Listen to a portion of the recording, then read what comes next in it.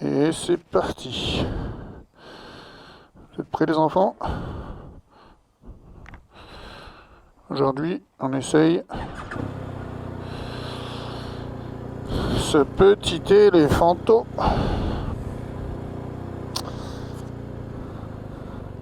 Un essai que j'attends de faire depuis un petit moment. Ah ouais. Grosse protection de cylindre. Putain, j'avais oublié. C'est vrai que ça laisse pas trop de place pour les jambes. Donc je commence en mode urbain. La moto elle est pas encore tout à fait rodée, donc je vais essayer de pas trop pousser quand même. Ah putain ouais, dès qu'on veut poser les pieds, je me tape les tibias dans les protèges cylindres là. C'est un peu chiant. Il faut reprendre le coup parce que j'ai déjà roulé avec un flat twin et je me rappelle pas de m'être fait trop mal. Il y en a pas mal qui disaient que pour les grands, les jambes sont trop repliées. Je sais pas en quelle position le siège se trouve, la selle se trouve, si c'est position basse ou haute, mais là, moi je fais 1m88 et j'ai des genoux fragiles. Et pour l'instant, je me plains pas. Pas de lézard. Bah là, il y a un à-coup. Première, deuxième.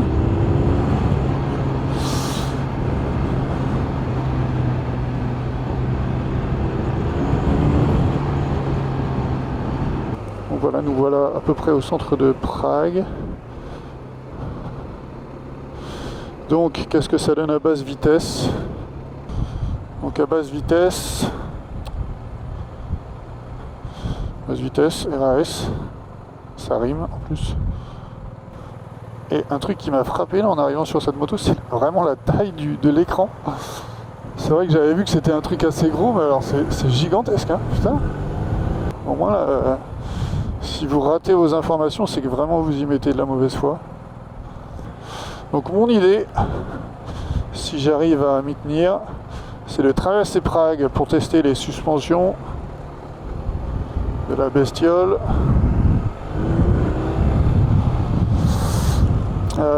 Voir comment ça se comporte.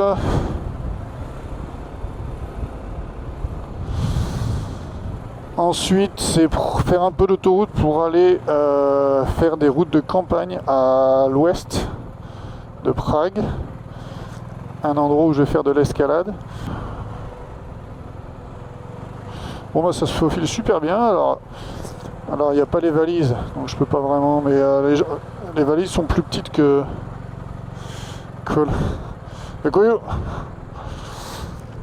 les valises sont plus petites que les rétros, si vous voyez ce que je veux dire. Oups, seconde. Bon alors déjà, ouais, le moteur, moteur on verra bien, mais sonorité bien sûr c'est largement, infiniment mieux que ma R1200R de 2009. Ça c'était bien horrible. Là c'est clair qu'ils ont travaillé le son et ça c'est bien, c'est sympa. C'est pas non plus au niveau de la Urban GS qui sonne vraiment super bien, mais c'est pas désagréable du tout. C'est pas jouissif, mais c'est pas désagréable du tout quand même. Donc bien joué BM. Donc les rétros sont ouais, j'aime bien, c'est sympa. Ils sont pas dans le champ de vision, faut aller les chercher, mais c'est pas mal. Ça change des autres motos. Allez.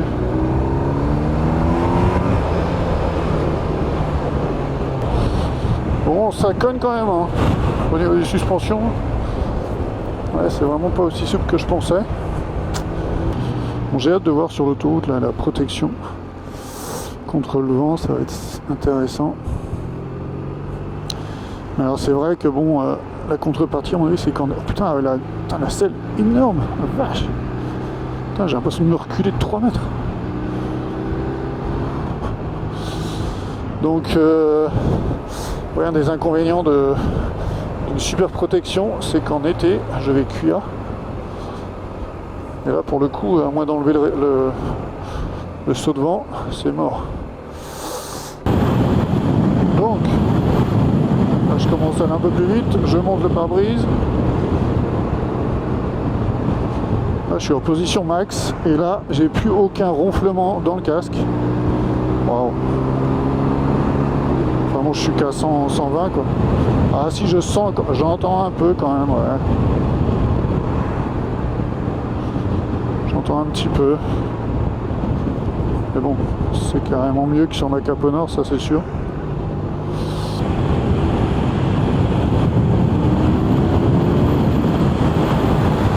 Regarde la Watt. Ouais, ça tourne bien quoi. Elle rechigne pas à tourner, c'est sympa. Je trouve que ouais, c'est pas physique. D'accord, j'ai fait 2 virages, mais ouais, on n'a pas à mettre tout son corps, tout son poids là-dedans. Ça... Petite suggestion du poignet et ça tourne. Hop.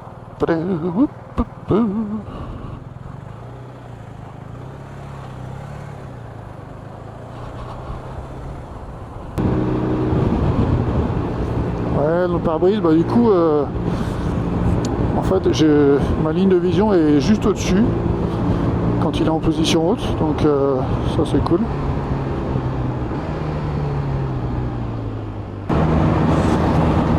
Ah, c'est bizarre, là je suis à 145, ah ouais, 145, bon, j'ai pas l'impression d'aller vite. Je suis en 6ème, je suis à 4005, 4006.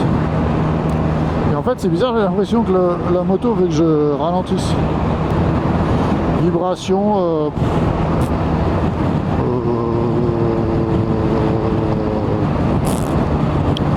ouais, on sent qu'il y a quelque chose, mais sincèrement. Puis alors bon, j'avais un peu peur de l'impression que j'aurais en regardant ce que j'ai devant. Et je sais pas, ouais, c'est large, mais ça me choque pas du tout.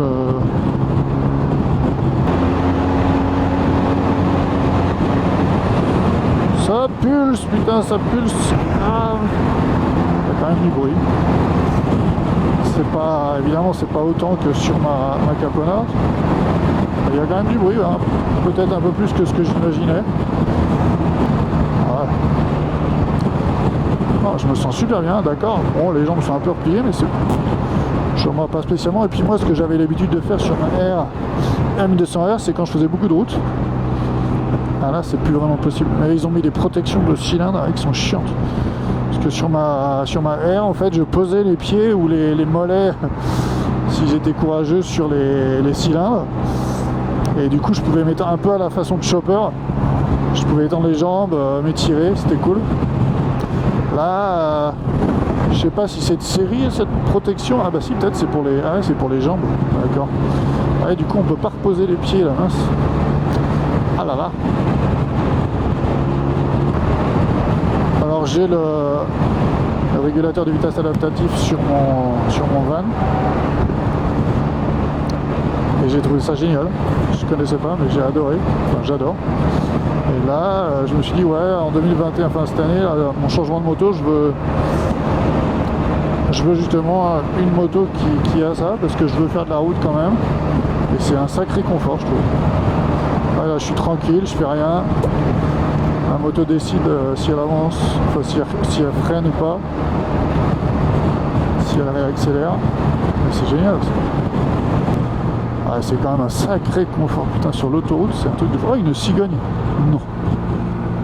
Ah, bon, allez, je me casse.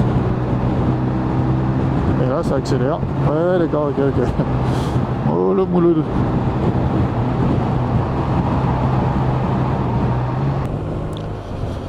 Polizei. Oh putain, elle est instable dans les virages. Oh, oh. Alors, c'est sûr qu'à mon avis, corriger au milieu d'un virage, ça doit pas être super. Et alors putain, vous la mettez sur la ligne et elle y va. Et elle en bouge pas. Allez, on va peut-être pouvoir doubler quand même de ces jours.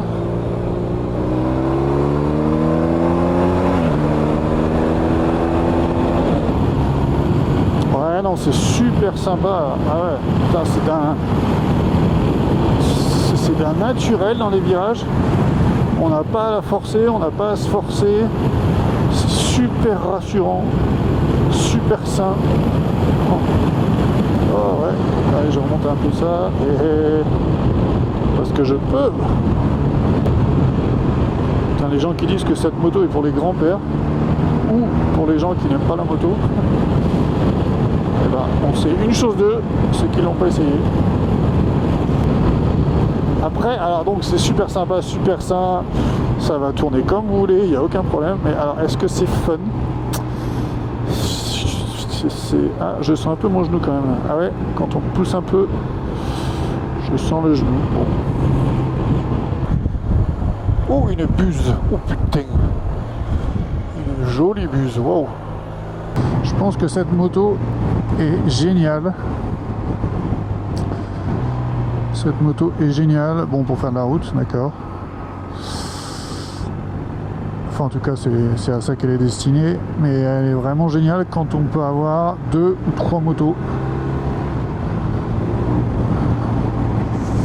Parce que bon, elle va tourner, elle va aller vite, il n'y a aucun problème. C'est juste que, bon, bah voilà, elle fait 280 kg. Faut pas se le cacher, quoi. Elle fait pas 210, quoi. Elle fait 280, donc c'est pas la même sensation dans les virages. Et du coup, ouais, si on peut avoir un bon petit roadster péchu ou peu importe, un truc qui soit plus léger pour vraiment s'amuser et se lâcher dans les virages sans avoir à trop se surveiller, c'est quand même sympa. Est-ce que la 1250 RT pourrait me satisfaire dans un garage à une seule moto? Parce que malheureusement je suis dans une situation un peu bizarre et j'ai dû vendre ma Yamaha MT-10 SP. Hop là. Donc ouais, la grosse question ça va être est-ce que la RT peut devenir ma moto? Ah ouais, j'ai vu dans d'autres essais que apparemment un des défauts de la précédente, de la RT précédente, c'est que à vitesse autoroute et au-dessus, en fait, il y avait un effet d'aspiration. Le pilote était poussé, la Polizei était poussé vers l'avant. Et là, ils ont réglé le problème, je sens rien du tout. Donc c'est vrai que ça c'est confortable. Putain, c'est d'une stabilité à haute vitesse. Oh, oh, oh, putain. Oh, une petite Ferrari. Una Ferrari. Putain, j'ai doublé une Ferrari mortelle. Ouh. Je vais voir ce que la SAS va révéler. Et il va aussi falloir que je me pose des questions philosophiques. Non, mais ce qui est bien, bon, voilà, et toutes les qualités que j'ai déjà couvertes, voilà, mais il y a aussi le fait que, malheureusement, on les a pas là, mais normalement, il y a des valises, il y a un top box, et ça, j'aime bien, c'est con, mais j'aime bien pouvoir acheter toutes mes merdes, mes cordes, mes harnais, mes baudriers, ma bouffe, mes vêtements de grimpe, et puis tout ce que je veux, comme mon ordinateur, peu importe, mon appareil photo, avec ce truc, putain, on peut faire tout ce qu'on veut. Tout ce qu'on veut, elle va jamais rechigner. La SAS, ça va être une autre paire de manches, ça va être beaucoup plus légère, beaucoup plus nerveuse. Oh là là, comme elle est stable, putain. Ah ouais, dans les longues courbes, putain, c'est mythique. Oh. Oh. Ah ouais, c'est agréable, ah putain. Bon, les suspensions sont quand même pas... Elles, pour le coup, elles sont pas miraculeuses. Elles sont pas mal, mais... je dirais à peu près comme sur ma Caponor. En fait, je pensais que ça pourrait être plus pépère. Et on voit là-bas, bon ça va être petit, mais au fond là-bas il y a le château de Prague.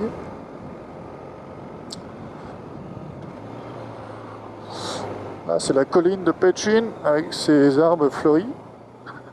Normal, c'est le printemps. Et là on va traverser le pont Legui. Alors, putain, le passage de la première à la seconde est vraiment pourrave. Hein. Oh là. Là, c'est clair qu'il vaut mieux le faire à la main. Et encore une fois, putain, la basse vitesse est comparée à ma Cape Nord, c'est quand même le bonheur. Ouais, alors là, pas de problème. Puis même à l'arrêt, enfin voilà,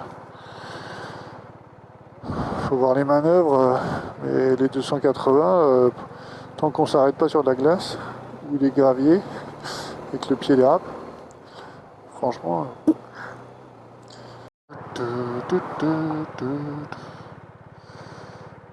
Donc ouais, qu'est-ce que je changerais si je l'achetais? Peut-être la selle. Il faudrait voir l'usage, mais c'est vrai que pour l'instant je suis pas un immense fan. Pourtant j'ai jamais changé mes selles de moto. Je mettrais peut-être un espèce de déflecteur là sur le haut du pare-brise, parce que si ça change quelque chose. Et sinon, bah, bien sûr des bagages. Et sinon, la connectivité je m'en fous, je mettrais une... Ah ouais, je sais pas comment faire d'ailleurs. Mais je mettrais mon TomTom. Ouais, sinon un flip-up, un casque dont je puisse lever la montonnière pour être un peu plus à l'aise.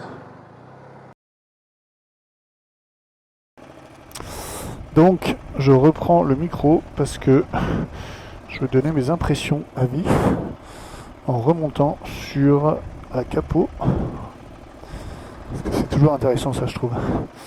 Allez hop, c'est parti. Donc, ah ouais, c'est plus haut, c'est clair. Ça sent plus l'essence. Oh putain, l'embrayage, enculé.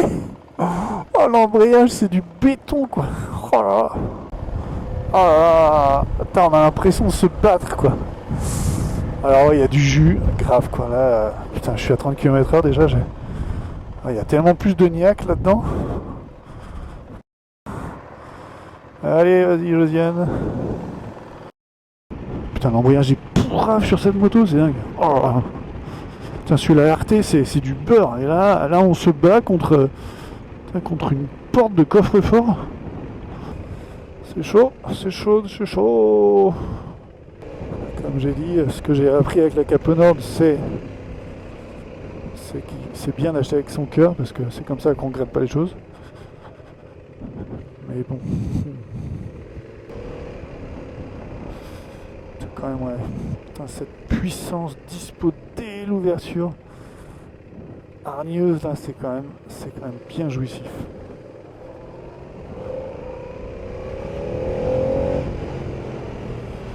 Cette sonorité, putain, sonorité V2 Aprilia, le mythe. Putain, ça va me faire mal au cul quand même de l'avant. Hein. Faut dire, je serais content d'avoir une nouvelle, mais je serais triste de la perdre, ça. Oh putain, ouais. Ça a été un sacré moment de ma vie de motard, cette moto.